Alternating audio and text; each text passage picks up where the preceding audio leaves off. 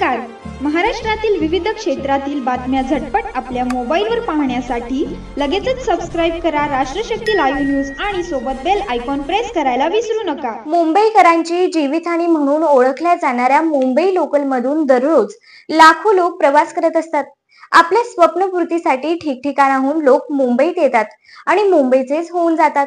या धक्काधक्कीच्या जीवनात दर दिवशी लोकलमध्ये काहीतरी नवीन पाहायला मिळतं. दररोज सकाळी कामावर जाणाऱ्यांची लगबग असते. मुंबई लोकलमध्ये दर दिवशी असंख्य माणसांची गर्दी पाहायला मिळते. या गर्दीत प्रत्येकाकडे कसलं ना कसलं ओझं असते.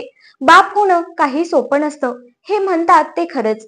बापावर जबाबदाऱ्यांचं ओझं असतं. आपल्या लेकरांसाठी धडपडणारा बाप अनेकदा दुःख मनात ठेवून त्यांच्यासाठी झिजत असतो. सकाळी कामावर जातो आणि थकून भागून रात्री घरी येतो. आपल्या लेकरांचं भविष्य उज्ज्वल व्हावं हे प्रत्येक बापाला वाटत असतं, म्हणून त्याची दिवस रात्र धडपड सुरूच असते. पण ही धडपड प्रत्येक लेकराला कळेल असंही नाही. आपला बाप सकाळी घर सोडतो, तो कुठे जेवतो, काय खातो हे अनेकांना माहीत देखील नसतं. सध्या सोशल मीडियावर एका बापाचा असाच एक हृदयस्पर्शी व्हिडिओ व्हायरल झाला आहे, जो पाहून तुमचेही डोळे पाणावतील. सोशल मीडियावर व्हायरल झालेला हा व्हिडिओ पाहून तुम्हालाही त्या बापाच्या कष्टाची जाण होईल.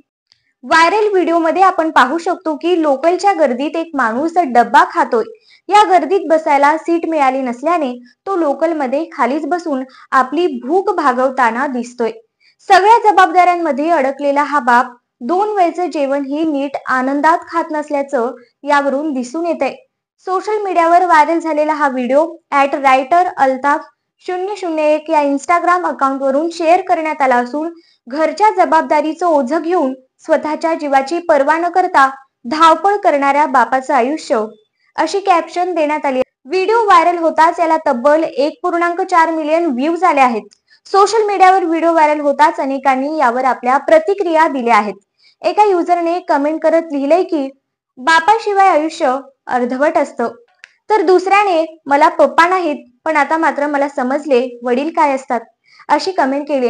तर एकाने बाप म्हणजे आपल्या आयुष्याचा आधार अशी कमेंट केली. कोणताही नवस न करता पावणारा देव माणूस म्हणजे बाप असं एक जण कमेंट करत म्हणाला.